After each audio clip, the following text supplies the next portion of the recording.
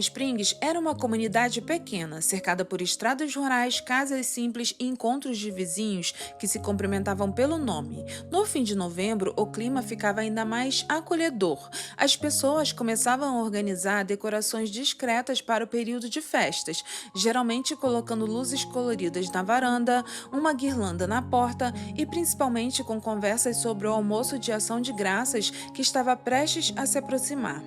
Mas enquanto a cidade seguia seu ritmo pacífico, algo completamente fora da rotina estava prestes a interromper aquela sensação de segurança. Sunderland Springs, uma comunidade conhecida por sua tranquilidade, não imaginava que naquele dia, poucas horas depois do amanhecer, se tornaria o centro de uma das maiores tragédias da história recente do Texas. Olá, que bom ter a sua companhia! Eu me chamo Monique Simões e você está no canal Além da Sexta-feira. Se essa é a sua primeira vez aqui, seja muito bem-vindo. Aqui eu narro para vocês as histórias mais ousadas do mundo dos crimes reais, casos não resolvidos e também mistérios e eventos que desafiam até a compreensão humana. Peço que, se você gostar desse canal, clique no botão inscrever, deixe o seu like e comentários. Não esqueça também de ativar o sininho, porque daí sempre que eu postar um vídeo novo aqui, você será notificado. Agora pegue o seu café, se acomode onde você quiser e venha explorar comigo o lado mais obscuro da realidade dessa história. E lembre-se, a sua curiosidade será sempre bem-vinda por aqui. A primeira igreja batista era o ponto central de tudo, não só por ser a igreja mais antiga da região, mas porque ali aconteciam quase todos os encontros importantes da comunidade: casamentos, eventos de caridades, reuniões de famílias e celebrações simples de domingo. Para muitos moradores, aquele espaço representava a união, a fé e a estabilidade que caracterizavam a vida no interior do Texas. Às vésperas das festas, a igreja costumava ficar cheia. Famílias inteiras apareciam mais cedo para arrumar cadeiras, preparar lanches e conversar sobre os planos para dezembro.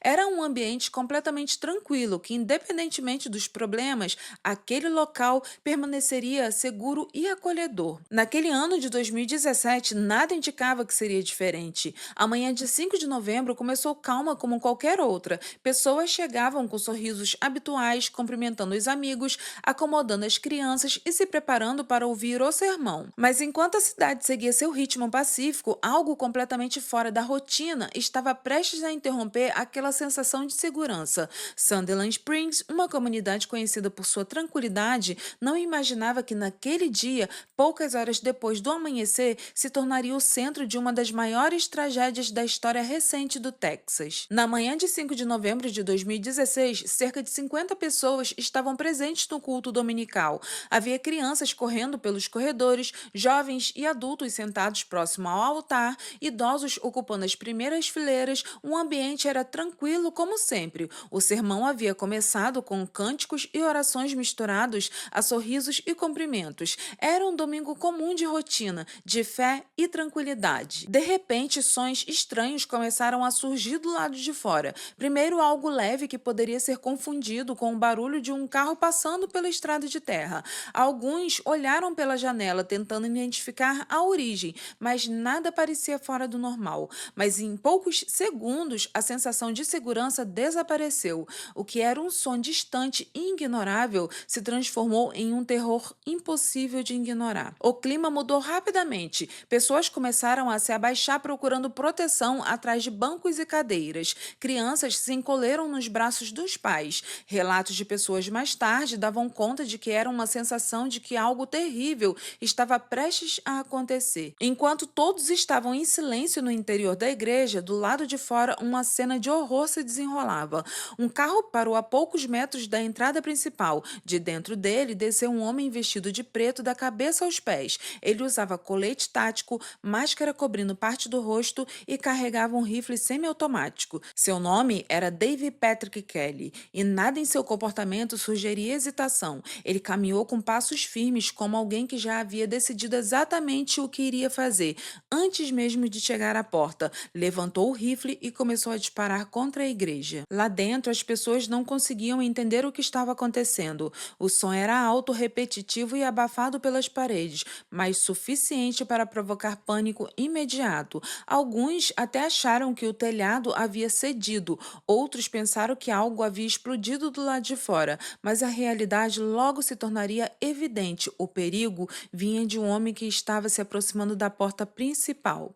Depois de fazer vários disparos do lado de fora, Kelly empurrou a porta, entrando na igreja com o rifle nas mãos. E logo o ambiente se transformou num cenário de terror em poucos segundos. Ali, diante de famílias inteiras que buscavam apenas sua rotina de domingo, o ataque realmente havia começado. Quando Kelly cruzou a porta principal, o interior da igreja foi tomado por um silêncio quebrado apenas pelos tiros. O espaço pequeno com teto baixo e bancos de madeira alinhados amplificava cada disparo como se fosse explosões. Não havia tempo para entender o que estava acontecendo. As pessoas presas entre as fileiras tentavam se abaixar, proteger os filhos ou apenas encontrar algum canto que oferecesse abrigo. O agressor avançava pelo corredor central passo a passo, mirando em qualquer movimento que enxergasse. Para aqueles que estavam mais próximos da entrada, tudo aconteceu rápido demais. A fileira inicial de bancos foi atingida primeiro, sem chance de reação, e à medida que ele seguia para dentro, o medo se espalhava junto com o desespero. Entre as vítimas havia famílias inteiras, algumas que frequentavam a igreja há décadas. Havia idosos que nunca faltavam a um culto, jovens que participavam de grupos comunitários, casais recém-casados, crianças pequenas que ainda estavam aprendendo a cantar os hinos. E aquela manhã de domingo seria o suficiente para mudar a vida de muitos e apagar de tantos outros. O ataque durou longos minutos, embora para os presentes tenha parecido uma eternidade. O som dos disparos se misturava a gritos e orações abafadas. Pessoas se encolhiam atrás dos bancos, protegiam quem conseguia ou tentava se arrastar para longe da visão do agressor. Cada movimento parecia arriscado demais, mas ficar parado ali também não garantia sobrevivência. Quando tudo finalmente cessou, a igreja estava irreconhecível. O chão agora estava marcado pela violência, bancos destruídos, vidros estilhaçados e objetos pessoais espalhados por toda parte davam a dimensão do que havia acontecido ali. O ataque tirou a vida de 26 pessoas e deixou outras 20 feridas, muitas delas em estado crítico. Para uma comunidade tão pequena, era como se toda a cidade tivesse sido atingida. Enquanto o ataque acontecia dentro da igreja, uma das primeiras pessoas a perceber que algo terrível estava acontecendo foi Steve Wilford, um morador que vivia a poucos metros dali. Ele estava em sua casa com a família quando ouviu barulhos dos tiros. No início, pensou que fosse algum vizinho testando armas, algo comum na região rural do Texas, mas instantes depois percebeu que havia algo diferente na cadência dos disparos. Era um ritmo preciso e contínuo. Não parecia prática, parecia sim um ataque. Wilford correu até o quarto onde guardava seu cofre de armas, pegou seu rifle e carregou o mais rápido que conseguiu e saiu sem sequer calçar os sapatos. Eram tantos disparos vindo da igreja que deixava claro que não havia tempo para nada além de agir. Quando chegou até a rua, viu o agressor saindo da igreja.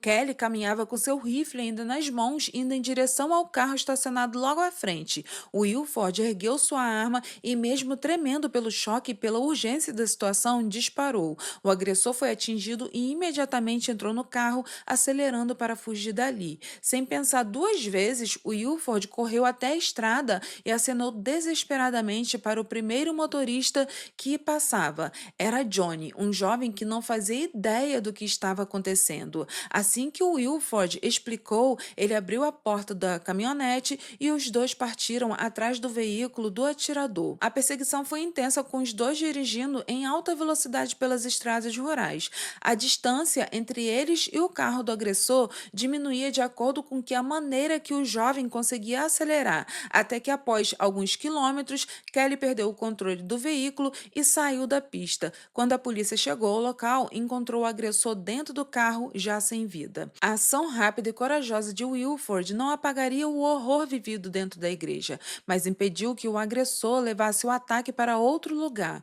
Para muitos da comunidade, mesmo com várias vítimas fatais, ele se tornou um herói para aquela comunidade, por tamanha coragem em meio a todo aquele caos. Quando as equipes de investigação finalmente estabeleceram uma linha cronológica clara, um quadro ainda mais perturbador começou a se formar. O ataque não foi por impulso, nem um ato de último minuto. David Kelly havia planejado cada etapa com antecedência. Ele deixou mensagens para a família insinuando que algo grande estava prestes a acontecer e carregou seu carro com munição suficiente para prolongar o ataque por muito mais tempo. Os especialistas em balísticas confirmaram que Kelly utilizou um rifle semiautomático capaz de disparar dezenas de tiros em poucos segundos. A intensidade do ataque foi tamanha que dentro da igreja havia marcas de projéteis em praticamente todas as direções, nas paredes, no teto, nos bancos. Isso reforçou a ideia de que ele não atirou especificamente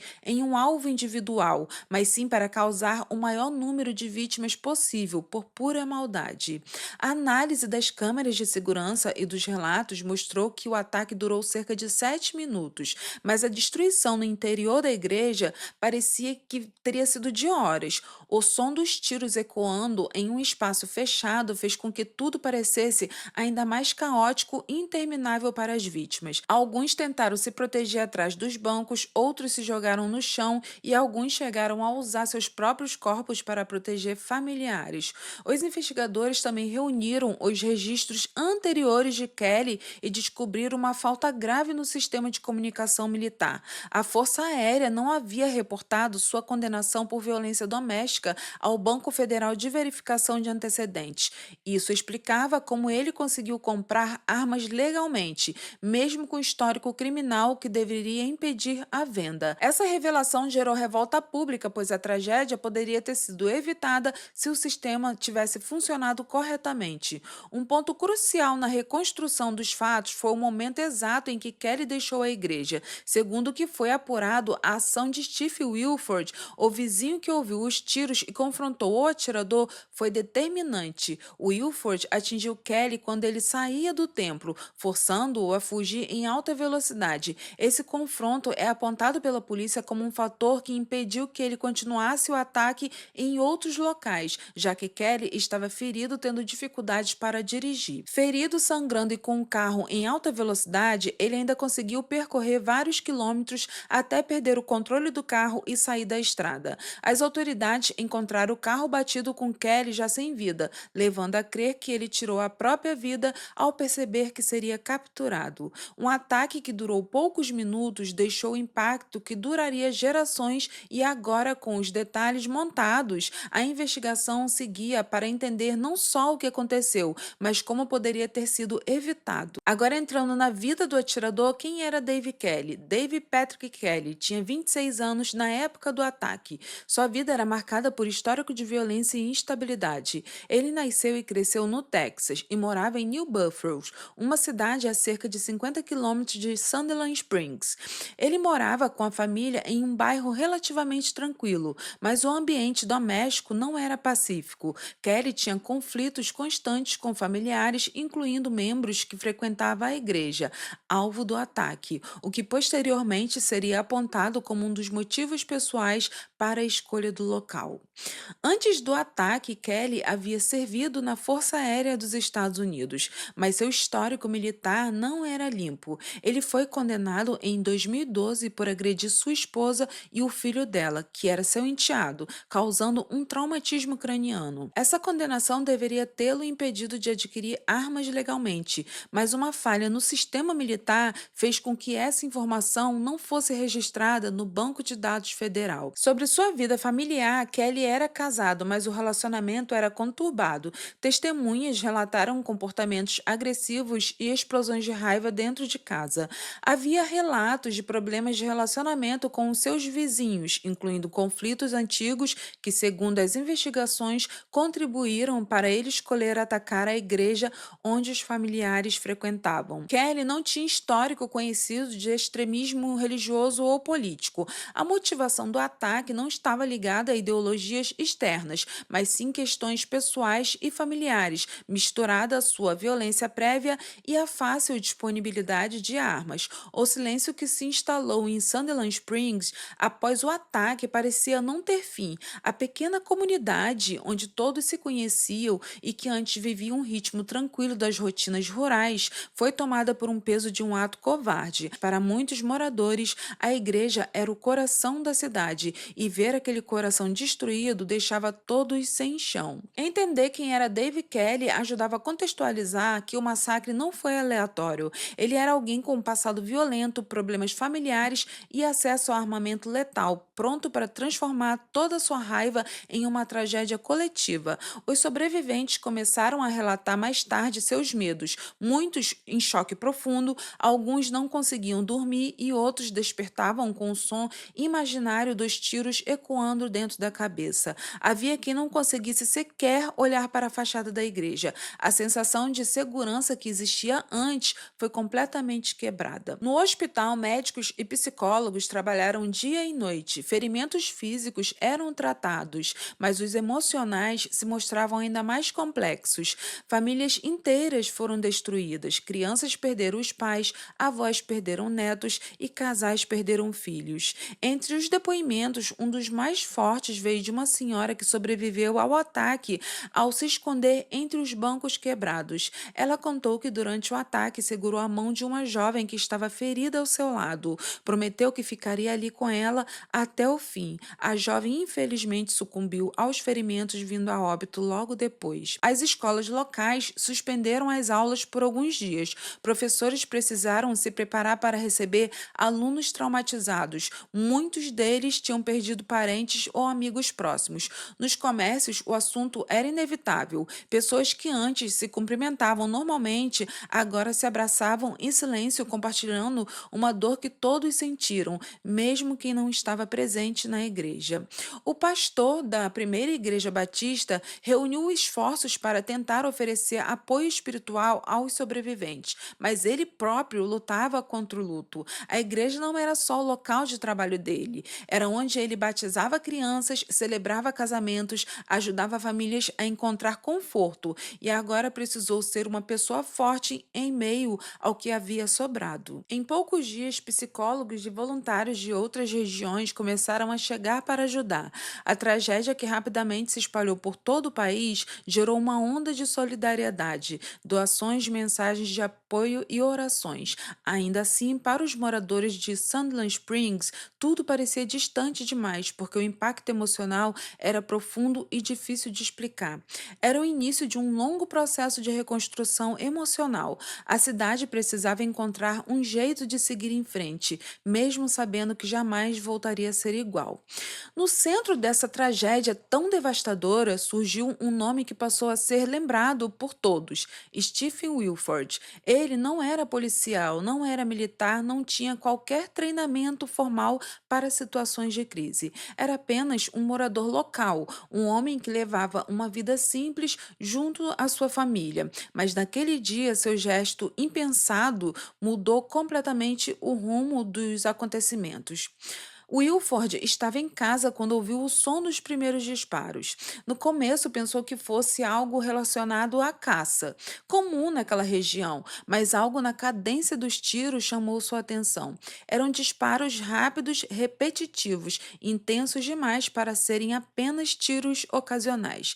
Então ele sentiu o coração acelerar e percebeu que algo estava errado. Sem perder tempo, ele correu até o quarto, abriu o cofre onde guardava seu rifle e pegou o equipamento quase por um instinto. Enquanto se armava, sua filha surgiu desesperada, dizendo, abre aspas, acho que estão atirando na igreja, fecha aspas. Essas palavras gelaram Wilford por completo. Ele conhecia praticamente todas as pessoas que frequentavam aquele templo. Sabia que muitos de seus amigos e vizinhos e familiares estavam lá naquele momento. Desesperado, ele fez o impensável. Correu pela rua em direção à igreja. People at that church, they're friends of mine, their family. And every time I heard a shot, I knew that that probably represented a life. I was scared to death. I was scared for me, and I was scared for every one of them, And I was scared for my own family that just lived less than a block away. I'm no hero. I am not. I think my God, my Lord, protected me and gave me the skills to do what needed to be done. And I just wish I could have gotten there faster, but I didn't know. I didn't know. Com o atirador morto e os principais fatos reconstruídos, a investigação tomou um novo rumo. Agora o foco não era apenas entender o que havia acontecido, mas como algo tão grave pôde ocorrer sem que nenhum mecanismo de segurança tivesse impedido. Esse processo revelou falhas profundas, não em uma única instituição, mas em um conjunto de sistema que deveria trabalhar juntos para evitar exatamente esse tipo de tragédia. Logo nos primeiros dias, uma descoberta chocou o país. A Força Aérea dos Estados Unidos não havia registrado a condenação de Dave Kelly no Banco de Dados Nacional de Verificação de Antecedentes. Em 2012, ele havia sido condenado por violência doméstica por agredir sua esposa e quebrar o crânio de seu enteado, um bebê. A condenação era suficiente para impedir legalmente que ele comprasse qualquer arma de fogo, mas o documento nunca foi enviado para o sistema federal. Isso significava que quando Kelly tentou comprar suas armas anos depois, passou pela checagem como se não tivesse qualquer registro criminal. O erro, que poderia parecer administrativo, mostrou-se fatal. Essa falha abriu uma brecha para que ele tivesse acesso livre ao armamento usado no dia do ataque. Conforme os agentes federais investigavam, descobriram que esse não era um caso isolado. Havia outros registros militares que também não tinham sido enviados ao sistema, criando lacunas que poderiam permitir a compra de armas por pessoas consideradas legalmente inaptas. Além disso, as investigações também começaram a examinar o comportamento de Kelly antes do ataque. Vizinhos, colegas de trabalho e familiares relataram que ele demonstrava sinais de instabilidade emocional, explosões de raiva e comportamentos agressivos. Em mais de uma ocasião, ele havia sido denunciado por ameaças. E ainda assim, o sistema jogava a culpa de um lado para o outro, como se isso fosse eliminar a dor que a comunidade inteira estava sentindo. Jornalistas de diversas partes do país chegavam diariamente, buscando entrevistas, imagens e declarações. Muitos moradores começaram a evitar a área ao redor da igreja, para escapar das câmeras, tentando preservar um pouco de privacidade que restava. Houve também um apoio muito grande de outras regiões. Igrejas enviaram doações e voluntários viajaram quilômetros para ajudar. Organizações comunitárias levantaram fundos para custear despesas médicas, funerais e apoio psicológico. O ataque à primeira igreja batista de Sutherland Springs deixou cicatrizes que jamais serão apagadas. Vidas foram perdidas, famílias destruídas e uma comunidade inteira teve a sensação de segurança violada. Steve Wilford, o vizinho que enfrentou o atirador, tornou-se um símbolo nacional de coragem. Sua ação não apenas salvou vidas, mas demonstrou o impacto que uma pessoa comum com armas potentes pode também salvar vidas em momentos extremos. Para Sutherland Springs, o processo de reconstrução foi longo. A igreja foi parcialmente transformada em memorial e, ao mesmo tempo, uma nova igreja foi erguida, representando esperança e renascimento. No coração daquela comunidade, o legado é mais pessoal. Sobreviventes, familiares e vizinhos carregam cicatrizes invisíveis, mas também histórias de união, solidariedade e superação. A comunidade aprendeu que, mesmo diante da violência, é possível reconstruir laços, honrar vidas perdidas e preservar memórias. E, por fim, o massacre de 2017 não será esquecido. Cada detalhe, cada ato de heroísmo e cada falha que tornou o ataque possível permanecem como lembretes de que a vigilância, a solidariedade e a humanidade são essenciais para proteger vidas. E para Sutherland Springs, o legado final não é apenas o luto, mas a força silenciosa de uma comunidade que se recusa a sucumbir ao medo. Obrigada por assistir, não esqueça de curtir, se inscrever no canal e ativar o sininho para não perder os próximos vídeos. Então compartilhe suas opiniões, sugestões e a gente se vê no próximo vídeo para degustar mais uma boa dose de café. Até lá, tchau!